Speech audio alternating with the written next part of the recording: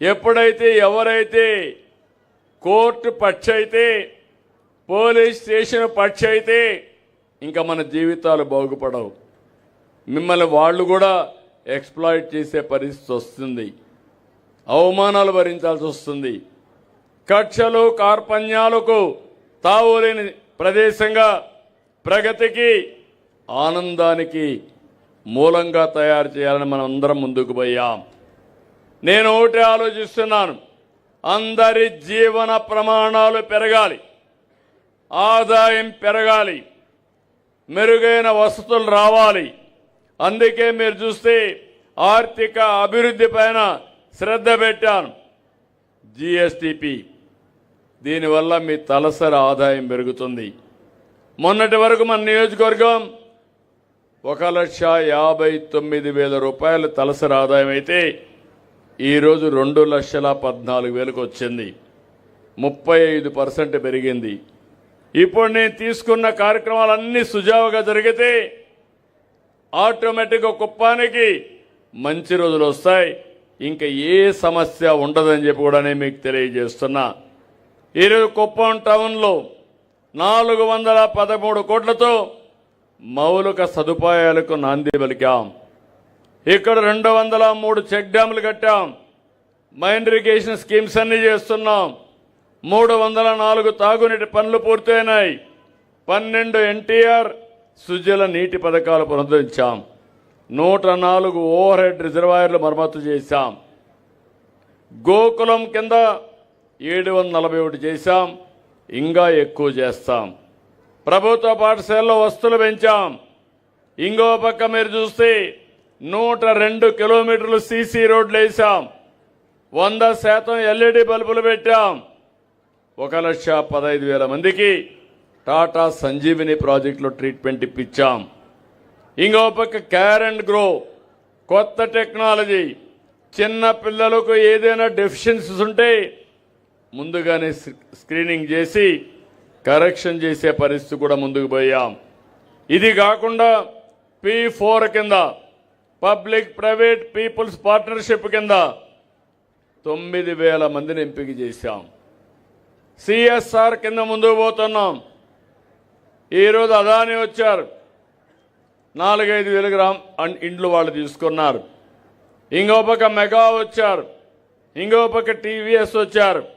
అందరూ కలిసి 9,000 ఇండ్లు అడాప్ట్ చేసుకున్నారు. 761 మందికి ఇప్పటికే ఆర్థిక సహాయం చేశారు. 6 కోట్లు ఖర్చు పెట్టారు. ఇంకా కూడా నేను ఒకటి ఆలోచిస్తున్నాను, ఆర్థిక అసమానతలు తగ్గాలి. డబ్బులుండేవాళ్ళు డబ్బులు సంపాదించడం కాదు, డబ్బులు లేని వాళ్ళకి న్యాయం చేసే విధంగా అందరూ కూడా సహకరించాలి.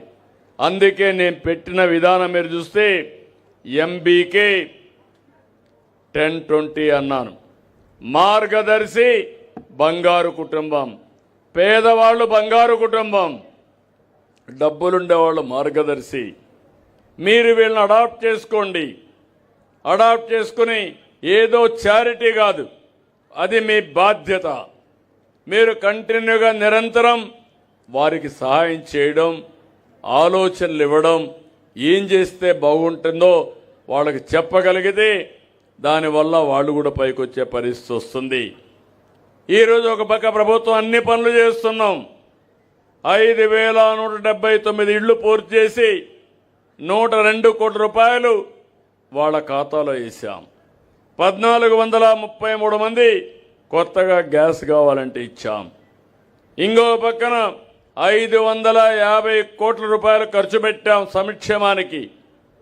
39,846 మందికి ఎన్టీఆర్ భరోసా కింద 4,000, 6,000, 10,000, 15,000 ఇచ్చిన ఏకైక ప్రభుత్వం ప్రపంచంలోనే ఎన్డీఏ ప్రభుత్వం. ఇంకొక పక్క అన్నదాత సుఖీభవ 36,473 మందికి ఇచ్చాం. తల్లికి వందనం 32,973 మందికి ఇచ్చాం. ఈ రోజే చెప్తున్నాను, ఈ నెలలోనే ఎంతమంది పిల్లలుంటే అంతమంది పిల్లలకు తల్లుల పేరిట డబ్బులేసే బాధ్యత తల్లికి వందనం తీసుకొచ్చే బాధ్యత చేస్తాం. మొన్నే మన అన్నదాత సుఖీభవ లాస్ట్ మంత్లో ఇచ్చాం. ఇంకో పక్క 4 అన్న క్యాంటీన్లు పెట్టాం. ఆహార భద్రత ఇప్పించాం. ఈరోజు స్త్రీ శక్తి మన నియోజకవర్గంలోని 37,33,000 మంది దర్జాగా మా ఆడబిడ్డలు ఎక్కడికి కావాలంటే అక్కడికి వెళ్తున్నారు.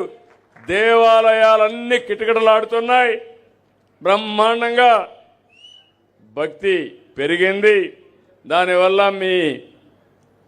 ఒక విధంగా చెప్పాలంటే మీ ఆరోగ్యం కూడా బాగుపడే పరిస్థితి వచ్చింది. ఎప్పుడు వంటింట్లో కూర్చోవడం కంటే బయట పోయి వస్తే ఫ్రెష్ గాలి పీలిస్తే తద్వారా నూతనమైన ఆలోచనలు వచ్చే పరిస్థితికి వచ్చాయి. ఇంకో పక్క స్వచ్ఛ కుప్పం బాగా చేస్తున్నాం. నేను ఒకటే మిమ్మల్ని కోరుతున్నాను, ఎక్కడ కూడా మన నియోజకవర్గంలో చెత్త కనపడకూడదు. రోడ్డు మీద కనపడేస్తే ఆ చెత్త తీసి మీ పర్సులో పెట్టుకొని వెళ్ళాలి.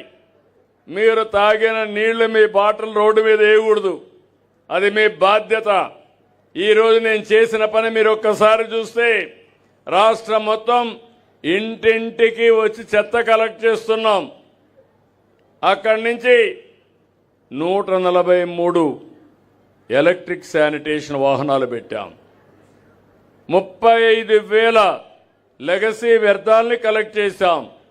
3 CNG ప్లాంట్స్ కూడా ఏర్పాటు చేశాం.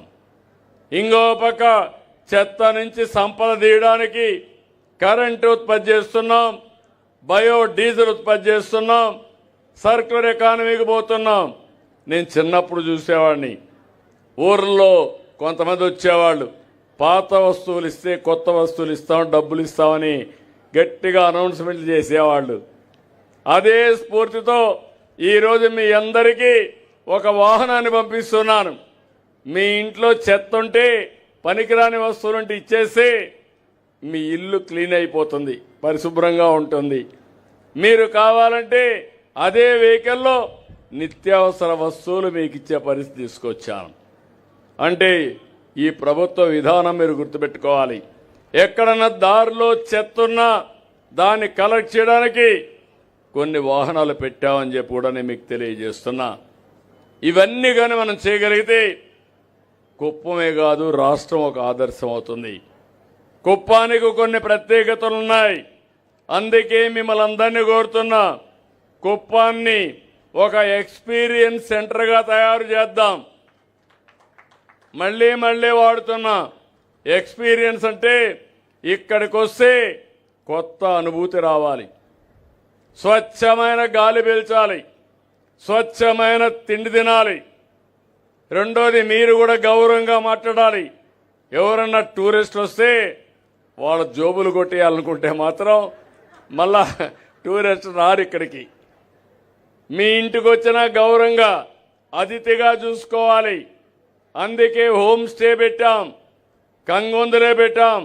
రేపు రాబోయే రోజుల్లో కుప్పం నియోజకవర్గం ప్రతి ఒక్క ఊర్లో ఒక 5-6 ఇళ్లు హోమ్ స్టేగా తయారై కొత్త అనుభూతి కేంద్రంగా కుప్పాన్ని తయారు చేస్తాం.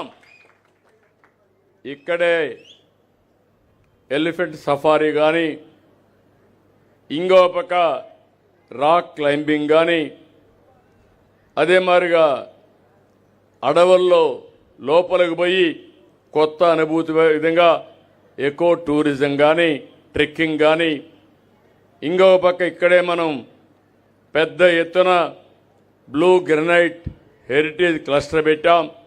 అది కానీ, అదే మరి మన దగ్గర ఎక్కడికక్కడ బ్రహ్మాండంగా ప్రకృతి సేద్యం చేసి ఆ పొలానికి వెళితే ఒక 3-4 డిగ్రీలు టెంపరేచర్ తక్కువ ఉండి ఏసీని మరిపించే విధంగా మన పొలాలు తయారు చేయడం.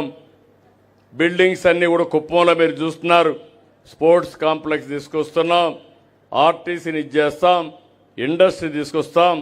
దీనికోసం సర్బానా జురాంగ్ను పెట్టుకున్నాం, ఐఐటి కాన్పూర్ను పెట్టుకున్నాం. అదే మరి వీళ్ళందరూ కడా మాస్టర్ ప్లాన్ తయారు చేసి ఇవన్నీ కూడా అమలు చేస్తారు.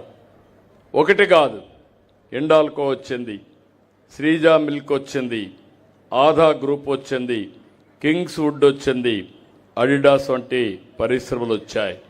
39 పరిశ్రమలు వచ్చాయి. మీరు ఇప్పటికే మీరు చూస్తే 1293 కోట్లు ఖర్చు పెట్టాం. 125 కోట్ల పనులు పూర్తయినాయి. ఇంకో పక్క స్మార్ట్ ట్రాఫిక్ నిర్వహణ కోసం ముందుకు పోతున్నాం. పచ్చని పార్కులు పెడుతున్నాం.